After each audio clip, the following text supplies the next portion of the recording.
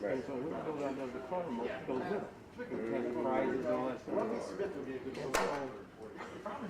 because he's the one that sells car remotes. And they said, we'll just pay you, he's part time. He's part of his car remote. And they said, well, we'll just pay you. I would have told him, you see, Yeah. he's been there, what, 25 years? Yeah, we got a bunch of people in the 20 range, in the 20 years. I'm the only one in the 30. Simple would have joined me 2 years later, but he's not out there no more, so Chad will be the next guy. He's our boss. I'm glad I can take the optometric. They offered it to me, but I didn't know. I think so. Right there on the line. And I thought about it, because at the time my wife was there. I said, I'll take this job. You're 8 miles from So home. she said, sit down and write out the pros and cons. My wife always do that. Sit down and write all the pros and cons. The cons outweigh the pros. Yeah. Because the ops manager, you gotta go in when somebody else is sick, they don't show up, or they're late, or, I don't want that. Yeah. I'd rather stay with the force than do that. Yeah. It's complicated. Yeah, well, if someone screws up, he'll become that. Right, and the shit rolls down. Yeah. It rolls down the owner, the chair, and the rest. I'll say it's like close. No, I don't want that. Too much headache. You gotta deal with all these, you gotta deal with all these problems.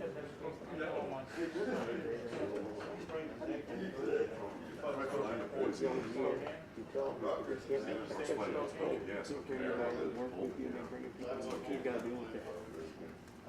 Somebody, people got sick on Saturday, and I saw, okay, I'm not going in and I'm not taking calls from the people.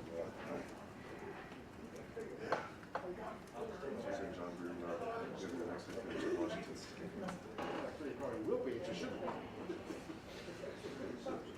Yeah, it's a kick of the team. They deep on.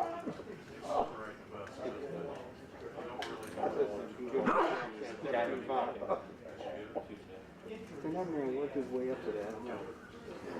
Because I think if I remember right, I think that's probably Oh, shoot. Yeah. 25 years, go back. It is a slap. We've been dedicated and could have went elsewhere. And I'm like, they don't care. And then we had another guy that went. And these guys all know. People, these sponsors, all know. Other people. He wants to go get somebody. He don't like to find out. We've had enough. Here's your sales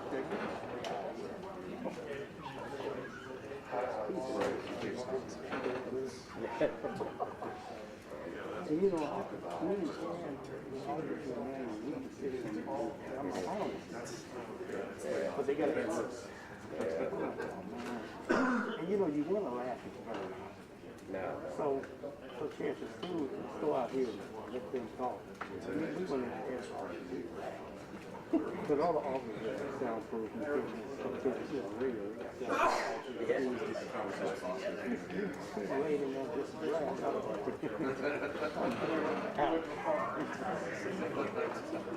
I guess no cameras. No cameras in there. But it's I broke it out of business back in the day. So it still works. It is nothing. Say that again. You ain't lying. We all learn. We cut our teeth. We learned. We learned how to fight. All this crazy stuff. All this stuff. We done the grit. These kids don't know nothing about it. They got all this software and all this digital stuff. They don't know nothing about it. We went through. You know, you had to rewind that down reel to reel. Now you just, you know, you put that digital on, just let it run, and I go back to the marker. You know, it's different. Yeah. They got studio audio workshop now, and Saw, and what is it? Audacity and True Edit Pro and all that stuff. We didn't have none of that stuff. Best conference, not after the best. My mother Matthew, he followed me around and he said, I'm going to be like you, I'm still losing. I guess we're going to work season. Yeah. It's becoming a labor intensive way. That's key, and then get their extra money. Yeah. Does it kill your phone?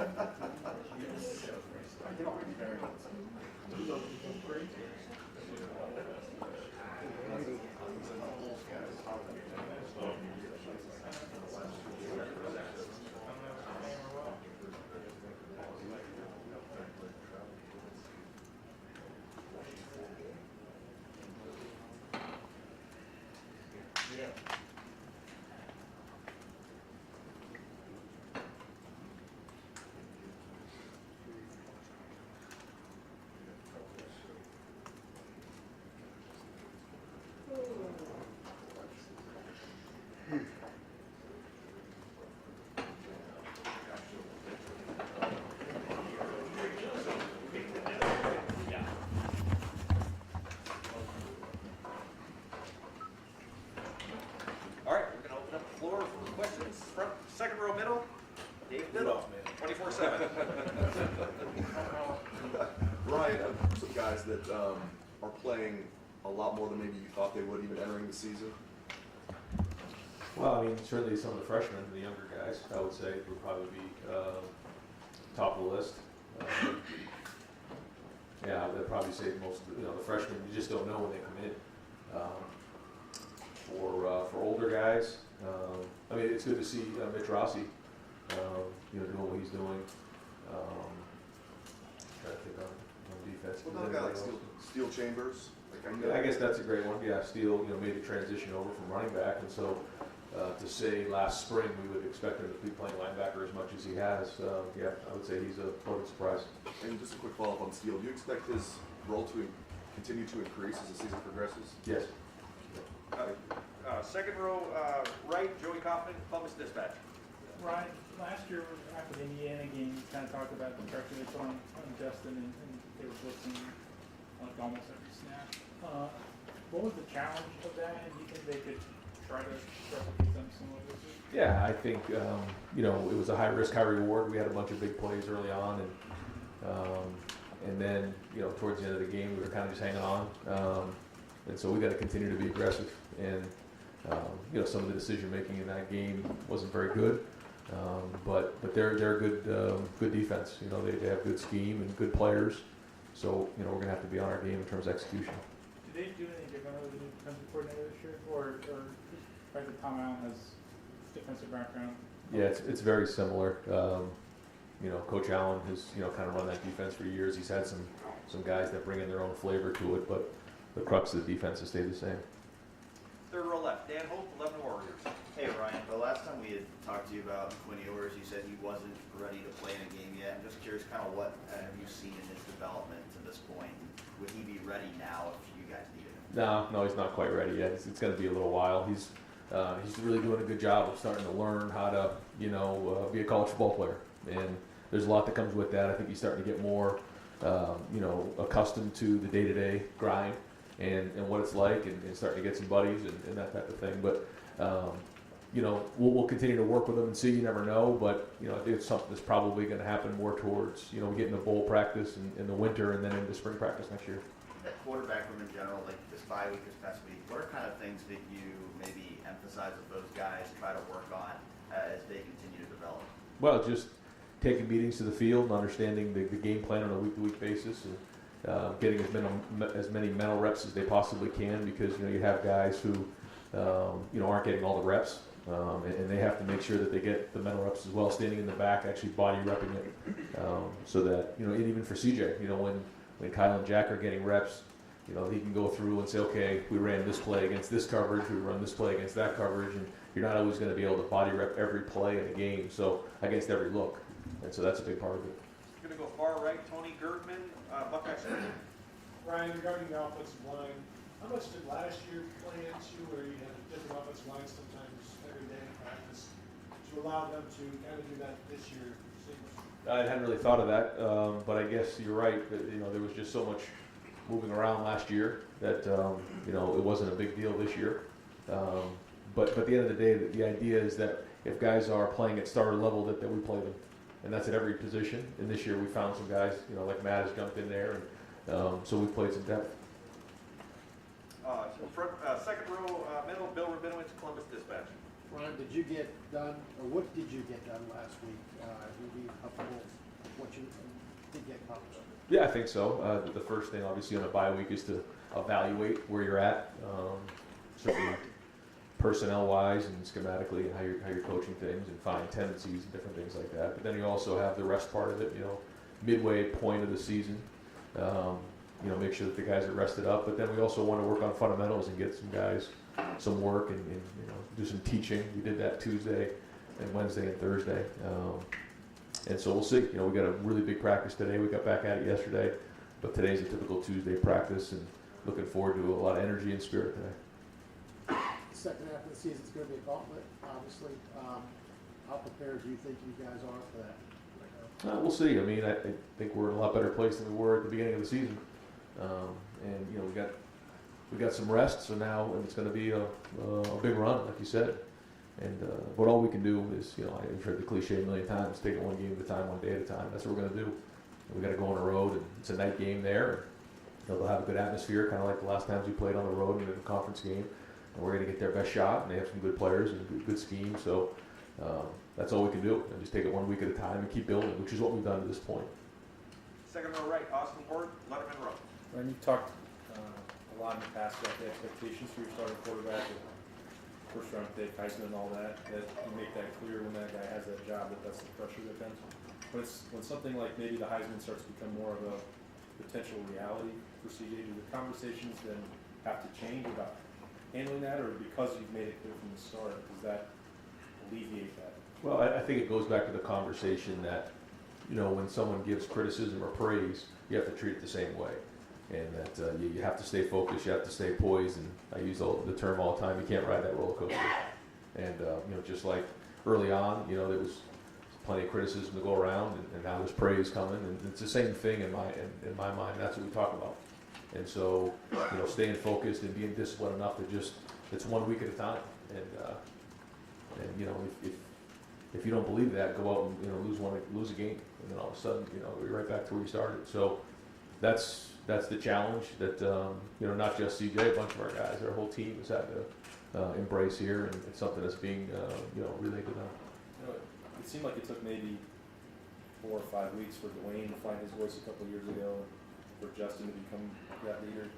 Where do you think CJ is in that part of being that go-to guy in the offense? Yeah, I think he's done certain things well. I think he communicates well with those guys, and I think his relationships, you know, with the players on offense is strong.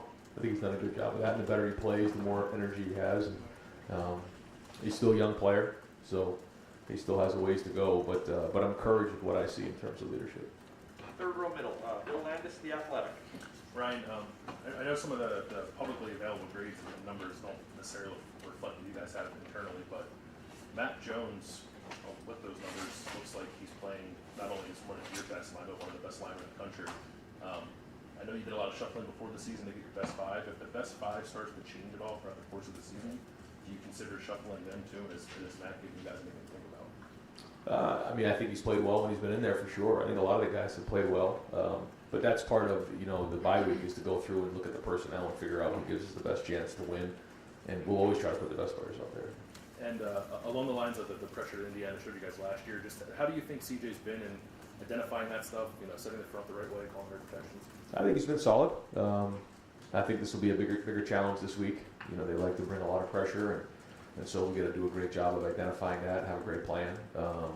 But I think he has done a good job of that. But again, the challenge is going to start increasing week in and week out, and so you know, that's on his plate this week, and certainly with the offensive line as well. Third row middle, Nathan Baird, Cleveland.com.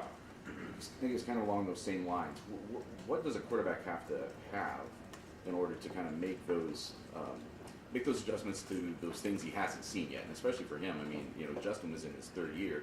He's doing this, you know, for the 7th time, 6th time. Right. So what is it about a quarterback that and what do you guys have to do to prepare him for that? Yeah, I think it's always on an individual basis. You know, what kind of foundation do they have coming here? how much they play in high school, what kind of system do they play in, and then the second part of it is the mental part. Is, you know, can they visualize things? Can they project what they may see? Can they watch film and then take the meeting to the field? All those things come into play, and every guy is unique in that way. And so, you know, you try to do the best you can to, you know, explain to them what's coming, how they need to prepare, give them a clean plan to allow them to see things the right way, and then let them go play. Because at the end of the day, they have to go compete. You know, things are going to come up in a game that you can't prepare for, and so you want them to have a clear mind when you go on the field. Switching gears a little bit, I know you were, I think, one of several coaches who came through Indianapolis when they were recruiting DeJuan Jones, and it seemed like part of that, from talking to people, was sort of an analysis of how much does he like football, how committed is he to this, how much was that part of what you guys were assessing then, and then what convinced you that he was serious about football and to do this? Well, he told me, and I believed him. He loves basketball. And sometimes I say he's a skilled player in a big man's body. That's kind of what we see with DeJuan. He went to one of my son's AAU basketball games, and he wasn't in the gym for more than 2 minutes before he was yelling at the refs and yelling at my son and the team and why they're not doing this and that. He loves to play. He really does. The thing that's been the challenge for DeJuan is the daily grind of football. You know, when you play basketball, you go out there and you shoot layups, and you run up and down, and you're always playing. In football, especially when you're playing the offensive line, there's no ball. There's not a lot of games. And so that adjustment has been something that he's worked through, but he's come out the back end of it. And if he continues to embrace that grind, his ceiling's really, really high. Second row left, Stephen Means, Cleveland.com. A little bit more, CJ. In your experience with first-year quarterbacks, when do you kind of see it?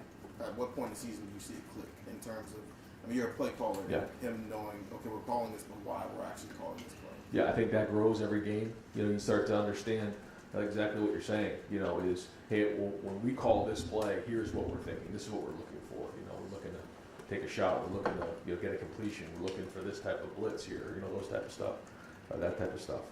And so that's all part of it. But the biggest thing is, as we head into these games, is it's going to be tough. It's going to be tough for everybody, and he's got to continue to be tough, physically tough, mentally tough, and emotionally tough. And that's where, if he keeps growing in that area, then we got a chance. Is that timeline similar with every young quarterback, or does it kind of vary? I think it varies. Yeah, I think it's unique to each guy. But yeah, there's certainly a time where, you know, you look at certain guys, and sometimes it's in practice, sometimes it's in games, sometimes, you know, you never know what it is. You just see traits in somebody where you start to believe them. You know, and it's not just one thing. It's over time. There's a body of work where you build trust with the coaches, and that's really what everybody's trying to do, not just the quarterbacks. Is every time you come in the building, every time you go to practice, every time you play in a game, you're trying to build trust. Same thing with the coaches. You're trying to build trust with the players, and that's by what you do and how you do it. And if you bring it every day and you build that trust between the player and the coach, that's when, you know, a lot of success happens. Over here to the right, Don Berry, WBNS TV. Coach, football is a game of repetitiveness. You get on a roll over and over. You take a break. Is there any concern getting back on a roll with a young team? And what can you do as a coach to get them, you know, because they were rolling? I thought our prep the last 2 weeks leading into the bye week was excellent. And then because of that, what you're saying, what we did last week is we kept the Tuesday, Wednesday, Thursday practice the same way that we had going into the last 2 weeks. And then we came right back. Usually what we would have done is maybe have it a little bit different this week, but we didn't. We went out in helmets yesterday, and then today will be a typical Tuesday, so that we can keep that same work week going. Because I thought that was one of the biggest things we finally got into, kind of like into week 3, week 4, was our routine. A routine that our players didn't know, and our coaches probably forgot about because of everything that happened last year. So that's something that we've been focusing on. Indiana always seems to play you guys tough. Just what do you expect Saturday night over there? Always play us tough. Always have really good scheme and play us hard. You know, and it comes different ways. You know, you think about the game a few years ago. It was really close early on, and we were able to pull away. Last year, we were up early, and they came back. You got to play 4 quarters against Indiana, and so we're gonna have to plan on doing that. Brett Hyman, Clay Hall, WSYX. Ryan, how much time are you spending with the defense now? Are they on their own? You monitor what they're up to, obviously. Yeah, I check in periodically, and certainly after the games, and at certain times during the week to find out where we're at, and conversations about the game plan going in, and things that I see. But But the last week or so, I've kind of stepped away a little bit and allowed them to operate. And right behind play, Adam King, WBNS. You kind of talked about the confidence of this team growing since the Oregon game. Coming off the bye week with such a stretch ahead of you guys, where is the confidence and mentality of the team? Well, I think that they start to see themselves playing better. They're starting to believe in the guy next to them. They're starting to believe in themselves. And anytime you can do that, that's exciting and it brings energy. So we got to pick up from where we left off a couple weeks ago, and it starts with a great week of practice. I can tell you probably midway through the week how it's going to go based on how we practice. And the good news is our guys believe right now. I think they're excited about what these next 6 weeks can bring, and certainly what this week is going to bring. Fourth row middle, Rob Aller, Columbus Dispatch. Brian, you saw what happened with Iowa. So far, so good for you. You've avoided the big upset. What's the psychology of getting guys, players, to believe that they can do it, and also believing that it can happen to them, how to avoid that? I know it's preparation, but what about psychology? Well, I think I've been saying it a lot, and I think it's just what we've really focused on, for the last 4 or 5 weeks, is that if you do it in practice, if you do it on a Tuesday and a Wednesday really well, then you can have great confidence going into the week because you've already done it. It's like going into a test and having the answers to the test. If you're unprepared for a test, boy, that's a bad feeling. But and that's the one way for us that we build confidence in the psychology of it all. In terms of week in and week out, we know here we're going to get everybody's best shot, and we have to bring it. And the first thing we have to do is go back to fundamentals, which is taking care of the football and tackling and using our hands inside when we're blocking and being smart and disciplined, understanding, especially early in the game, field position football, playing well in the red zone. All those type of things are critically important because the only times we get ourselves out of whack is when those things don't go well. And if we continue to work on playing really hard, playing really tough, but those things right there in the fundamentals of the game, then we feel like we've got a chance. You've been on both sides, not here, but I'm sure you've seen both sides of it when you've upset teams and not. What happens in game when things start to go sideways? What's the challenge? How do you get it back together? Because I'm sure it feels like a snowball rolling down. Yeah, well, I think you have to have a plan before. And it's something that we talk about a lot too, is it's usually going to go one of 3 ways. We're either going to go up early in the game, in which case we got to keep bringing it. You can't let them back in. It's going to be back and forth. And when that's the case, you just keep swinging. Or we go down, like we've been at certain times this year at halftime. And when that happens, we got to stay together. We can't splinter. We can't start to try to make plays. We just have to go back to playing one play at a time in a team fashion. And then you can get yourself back into a game. You can't get it all in one play. And I think sometimes what happens is, somebody starts to press to make a play, and then we get out of whack. So those are the 3 things we talked about, and having that plan, so we've talked about it before we actually get into that situation. Right next to Rob, Pat Murphy, 24/7. Ryan, you've talked about what makes Indiana a challenge, but obviously they're not having the season they expected.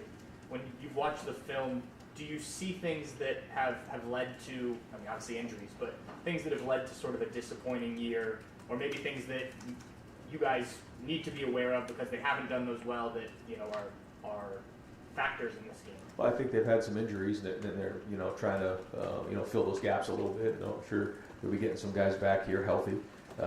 They've played some good teams. They played some really good defenses, and so when you combine all those things, when you're off by a little bit here or there, a team that maybe doesn't have a great record is a lot better than you think.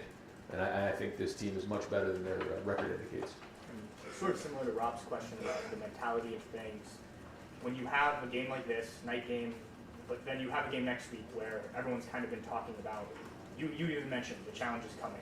How do you keep the team focused to have those days in practice that you need to then go into that game, get the job done here, so that now you can look forward to next week once that's done? Yeah, I would say that this team should never be looking at anything other than the game ahead of them. And we've learned that lesson. We understand exactly what's going on. So we're still a work in progress, and we got to bring it every week, and we know that. And I think, that's not something that we're not going into this game undefeated. It's not like that. We got a lot of respect for Indiana, and this is going to be a hard road game. Everybody in the Big Ten is playing well this year, and you got to bring it every week.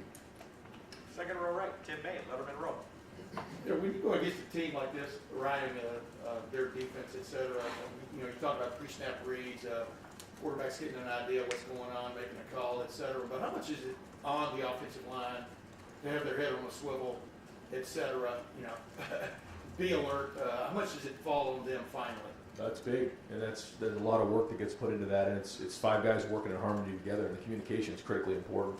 And so, you know, all the calls have to be made, and whether it's a 2-man slide, a 3-man slide, a 4-man slide, a 5-man slide, and everyone's got to be working together in the pass game, and then they have to finish their blocks.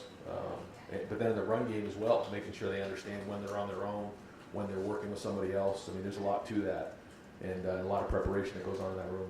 Yeah, you know, that's kind of a basic thought too. You know, they've got to be on. But does this offensive line, is it showing that maturity?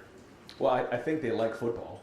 And so anytime you have a bunch of guys who talk football, who want to get it right, who take very seriously the calls, and they just, when I see them standing in the back, they're talking about the calls. They're talking about what if this happens. That's when you know you got a pretty good unit there. And I'm very encouraged with just across the board, the guys in our whole team, not just the offensive line, who are talking ball. I mean, they like football. You know, it's sometimes you go around teams, they're in the back talking about, you know, the basketball game last night or what's in the video game or whatever. These guys are talking football, and I think that's encouraging. And one other quickie, Haskell Garrett, Cam Brown, do you expect them back this week? I do. We'll wrap things up. 4th row middle, Doug Lamarice, Cleveland.com. Ryan, since Tregon Henderson had his big breakout game, I think he's had 8, and 16 carries the last 3 games. I know he had the one game where he was a little dinged, but have you guys discussed, I'm sure you have, just the plan for a freshman running back who's your number 1 back, who didn't play high school football last year, who you want in prime shape for the end of the year, and how you'll try to manage him the second half of the season? Yes, yes to all of those. I think part of that is just the way the games have shaken the last couple of weeks. But like you said, it's a long season, and you know we're trying to gradually build. But I think he's in a pretty good place as we head into these last 6 games. And to follow up on DeJuan Jones, with the way you guys are recruiting, you know, you could just take super highly talented, highly rated guys across the board and fill your whole class. A guy like DeJuan who maybe has traits, maybe a little more raw, not highly rated, whatever. Do you seek out those guys? Do you want to roll the dice on a guy or 2 in each class like that? I don't want to say boom or bust, but the idea of like, well, maybe he's less of a sure thing than some other guys, but man, if he hits, holy moly. Do you want them as a plan of recruiting? Yes, but I think you have to be smart about how many of those guys you take, and I think that's part of the puzzle. And I think, you know, to answer your question about the recruiting, just in general right now, I think you really have to recruit guys that want to be at Ohio State, guys that want to be Buckeyes, that understand what being a Buckeye is. Because the minute, you know, something doesn't go well, you know, they could walk out the door. And so we're really taking that to heart. You know, we're really evaluating all these guys and what we think, and really trying not to look at the stars or look at, you know, who's recruiting them, but what do we think, and what is the right fit for Ohio State. And I think we've done a good job of that, but we have to continue to focus on that as we move forward. But there are certain situations where you see traits, like you said, and can we develop him? You know, if you take too many projections, you could put yourself in a bad spot. But that's an example of, certainly we want to take guys who have tremendous traits that want to be at Ohio State, want to be a Buckeye, and willing to put the work in, and DeJuan's an example of that. Great. Coach, thank you very much. Thanks, Ryan.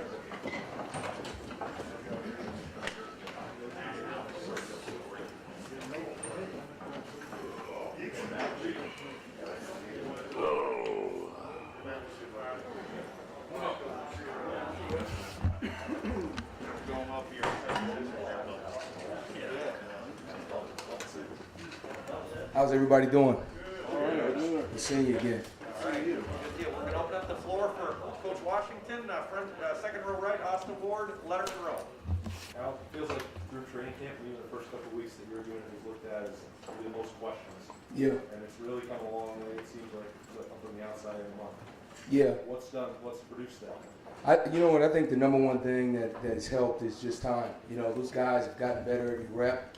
I think they've got their cleats under them a little bit. And just the more you do anything, the better you get. We still got a ways to go to get to our standard, obviously, but very proud of the progress amidst all the challenge. You know what I mean? So I think that will probably be the biggest, reason for the progression, the improvement. I recognize that you don't have a lot of self-doubt about your own ability, but were there times in August where you were looking at that group, you're in the room, man, I don't know what's going to happen. How did you look at it and then compare that to now? Yeah, listen, the early on in the year, right, the unknowns, right, we talked about, that's a reality, but I knew who the caliber player and person that each of those guys were, and at the end of the day, that's what's going to hold up. And so, I've always been confident in who we have out there. I love the room, I love the guys that are in there. So at the end of the day, I feel they can get it done, and I expect them to get it done, and that's just the mentality you got to have, and I think we're starting to see that, we're starting to see that progression. Third row middle, Nathan Baird, Cleveland.com. Yeah. I want to ask, and I'm not sure if this person is even still in your room technically, but Craig Young, the way he's kind of bounced around, I guess, how do you see him fitting into this defense the second half of the season? Is there a role for him to play? Because Ryan was talking recently about trying to find him some new spot on the field. Yeah, so his role has been, where you've seen him in that bullet role. And, as far as my room goes, he's in the defensive back room. So, I'm obviously very close with Craig, and I see his role, evolving every week. You saw last time he was out there, he ended the game with a pick six. And he's another guy who doesn't have a bunch of reps under his belt, so he's slowly, gaining that momentum that we all need to gain. So I see his role continue to grow week in and week out.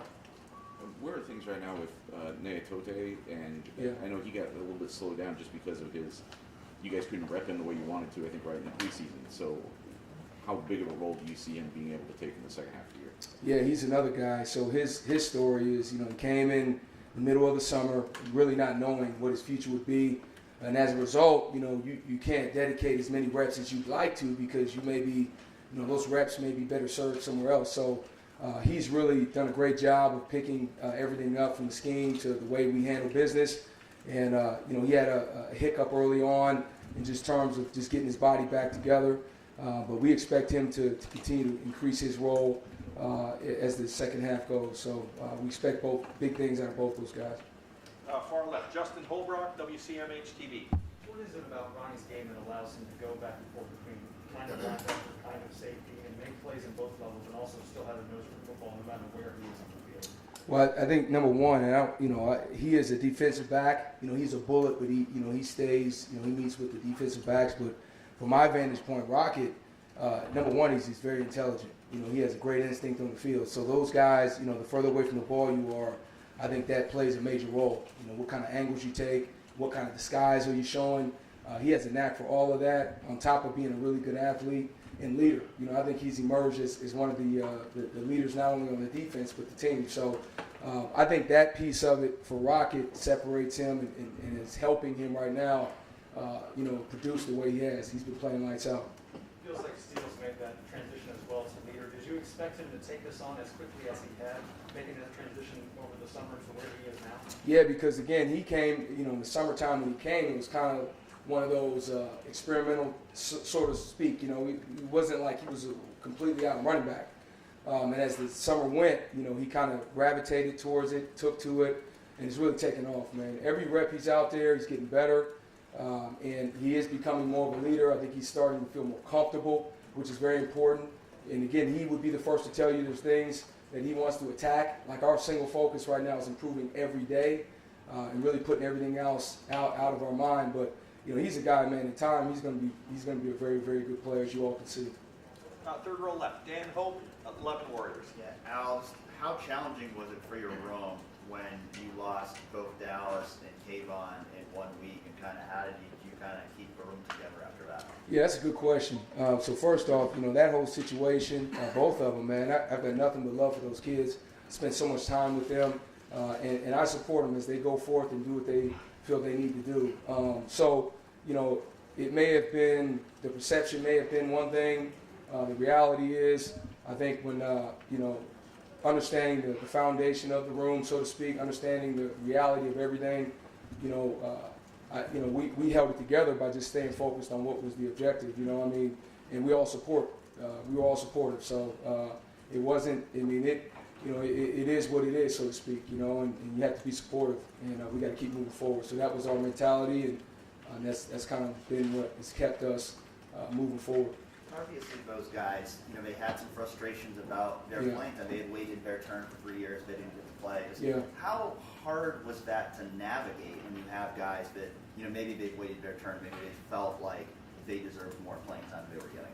Yeah, it's never easy. You know, it's never easy, and I completely understand. You know, I completely understand the frustration, and you know, both those two young men are great people and really good players. So you know, it's tough to manage, but you know, we've just kept moving forward and continue to focus on what we can and get better. We're going to go deep right, Spencer Holbrook, Letterman Row. With two guys transferring out, you lose not only veterans but people who were viewed as leaders coming into the season. How important has Sriraja been in the last couple of weeks, not only as a captain of the team, but just in the room to keep everybody focused? Yeah, he's one of the major contributing factors to how we're able to stay focused. I mean, he has been an excellent leader, voted captain, and just brings it every day. So very, you know, just appreciative and proud of Taraj and really how he's taken everything from his, you know, my first year here to now. He's taken everything and really tried to use it to his advantage and to become more of whatever you know, he needs to be for that moment. So he's done a great job, and he's a big part of that culture. When you look back now 6 weeks ago, do you think that in hindsight, Tommy and Cody weren't exactly ready to play, but they needed to play, and now finally you're seeing the production kind of turn and you're seeing them play well? Do you feel like they're actually ready now? Yeah, you know what? You know, every rep that we have, they get more and more. They get better and better. But two of those young men, you know, I've always had, you know, just a high opinion of as football players and as men. So yeah, I think, you know, early on in the year compared to now, there has been progress, and there has been, you know, more comfort in terms of being out there. So yeah, I think those are positives for sure, right? I mean, because moving forward, they're going to be counted on in a major way. So, you know, you do feel good about that. Fourth row middles. Pat Murphy, 24/7 Sports. Al, going back to when the guys decided to transfer, just keeping that room together, keeping focused, as you mentioned, on the objective at hand. What are conversations like with the guys that remain? You know, you don't want to have guys thinking about that, I assume. And just what is that conversation like when you do lose two guys in a quick period? Yeah, I think the conversation. Well, I'll tell you, the conversation was on the moment. Say, guys, you know, what do we need to do? You know, obviously, right now we need to improve. We need to focus on the things we need to control, and that's been the narrative. And it's never gone negative. You know, we've always been positive. And you know, we've got to take advantage of the time we have. So that's been our message, and you just have to be persistent in that. And you have to know who you are. You have to know what you stand for. And I think those things help, you know, and you know, in terms of how do we keep it together, you know, because you know, tough times, you know, they come, you know, the challenging times come, but you have to persist. You've got to stick to what you came in to the situation. You have to stick to it, and I believe that. So that's been our message every day. That's going to be our message. You know, that's our message here in about an hour. And when we get on that field, you know, that's our mentality. And if you continue to do that, then you improve. And that's ultimately our, you know, our most important. That's the most important objective we have. Right next door, Doug Maurice, Cleveland.com. Hey, Doug. Hey, Al. With the Bullets being in the DB room, yeah. What did it mean for you? That, I mean, you used to have 3 positions worth of snaps in your room to divvy up, and now you have 2 pretty much. I know that third linebacker works in here and there, but how has that changed anything about how you do your job? Well, I think you obviously focus in on, you know, the jobs that the people out there are going to be doing. You know, so we do have packages. Obviously, we have 3 to 4 linebackers on the field. I think it's based on who you play. So if you play in a team that is more spread oriented, you know, that player is going to be more in space. You know, so that's just, you know, that's just the nature of it. So, but you know, I don't think it's changed all that much, in terms of how I approach what we're doing. I think it's more a reflection of, you know, the defense and really what teams are, you know, doing to put us in those situations, if that makes sense. And then obviously, the Kayvon situation, the way it played out publicly like that was unusual. You don't typically see something like that. Yeah. Understanding the frustration of a young person in that situation, did that cause any reevaluation on your part of like how did it get to this point? What could I have done better? Is there an issue in our room to have someone kind of reach that point? What did you ever wonder to yourself, man, is there something here that's not right that maybe led to that? Yeah, no question. Anytime there's something like that happens, you do reflect. And you know, Kayvon was frustrated, and I get that. You know, and I don't judge him off that. I mean, he's a great kid. So yeah, you absolutely look into say, hey, you know what led up to this, and ultimately, man, at the end of the day, you look at those things, you apply it. You know what you learn from a situation, and you keep doing the best you can with the decisions you have to make, and that's ultimately what you have to do. And so, you know, to answer your question in regards to that, yeah. And listen, my relationship with him, I mean, I still have a relationship with him. And I got nothing but love for him. I mean, he's a great kid, you know, really is. So that's what I have to say to that. Second row middle, Dave Biddle, 24/7 Sports. Al, you only have 6 healthy scholarship linebackers on the roster. That's pretty rare. Yeah. How big of a challenge is that for you, and are you concerned about the depth there? Yeah, you always, you know, the depth is always concerned, you know what I mean? Especially, you know, you've got 6, but you feel really good about those 6. You know, you feel really good about where they are, where they're trending. But yeah, you obviously would like to have, you know, you'd like to bolster yourself as much as you can.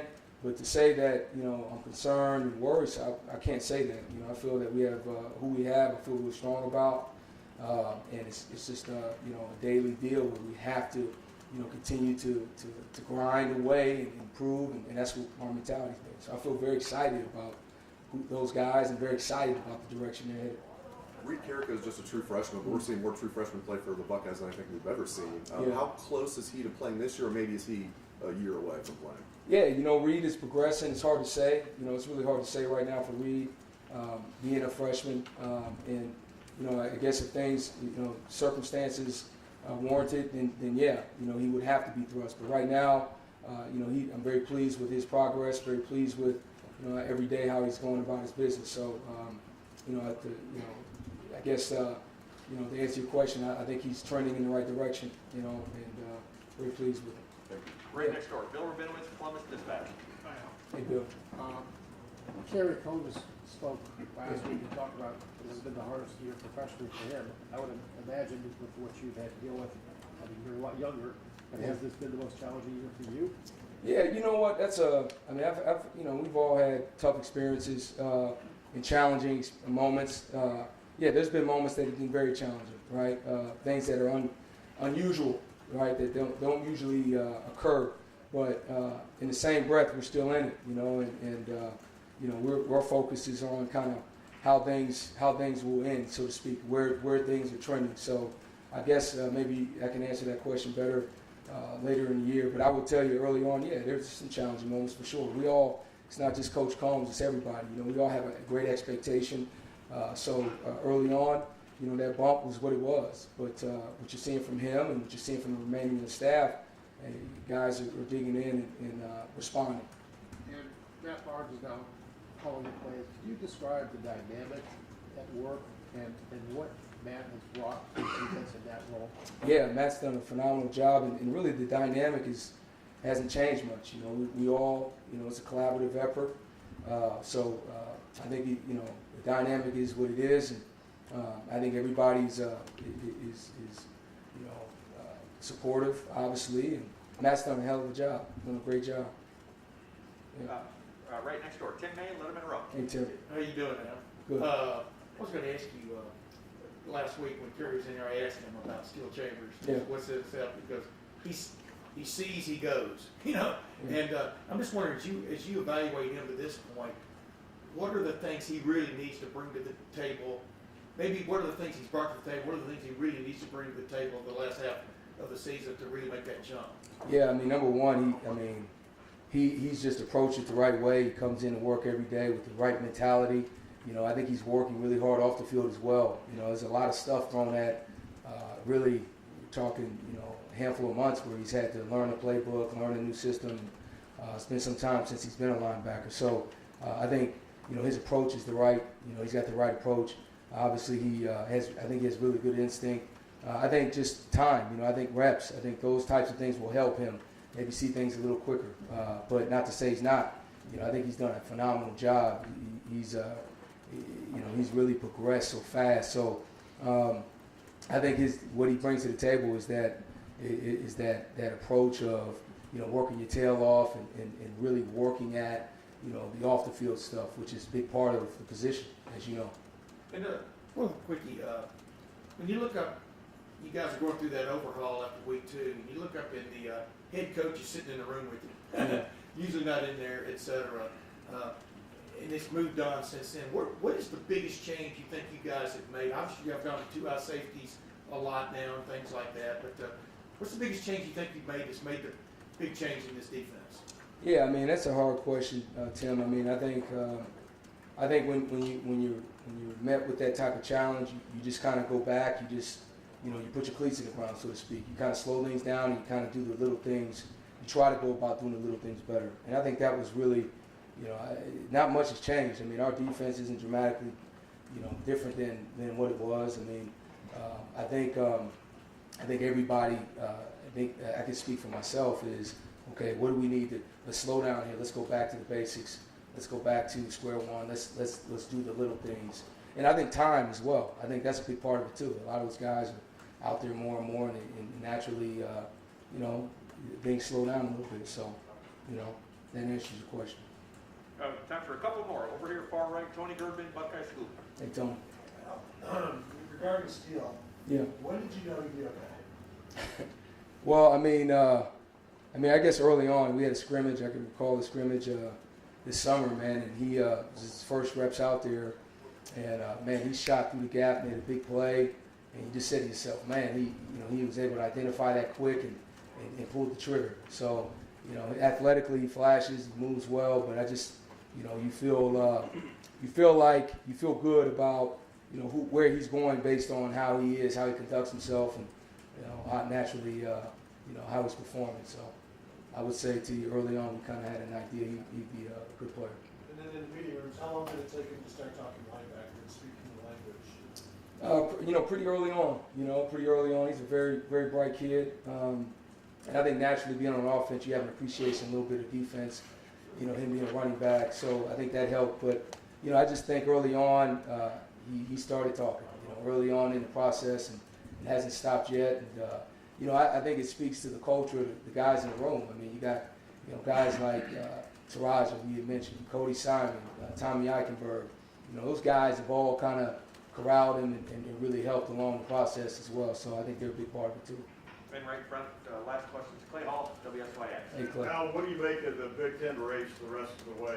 You've got some monster games coming up, and everybody's in the hunt. Yeah. The high caliber of football the league is playing. It is, and our focus is this week.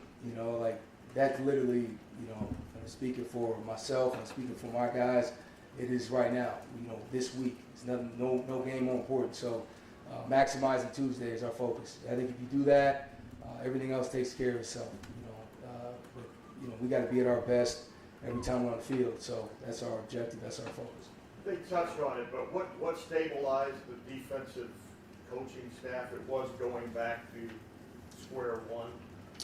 Yeah, I think that was part of it. But I just think just the character of the people in the room. I think everybody everybody has a collaborative mentality. So, wherever things are, man, we want to keep pushing the needle forward. There's no ego. There's none of that. We're trying to do everything we can do to help, obviously, and I think it speaks to the kids. I think it speaks to the players. I mean, the maturity they've shown, the toughness they've shown is a big part of it too. So I think there's a lot there. I don't think it's just one thing, but I think a lot of factors. You can tell you have Ryan Day's respect. The thing has been fixed.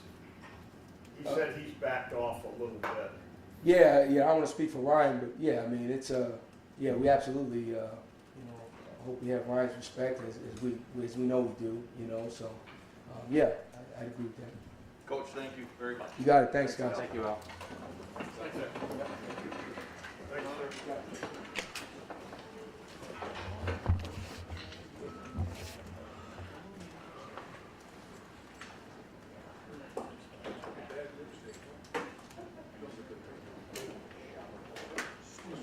Tuesday, huh?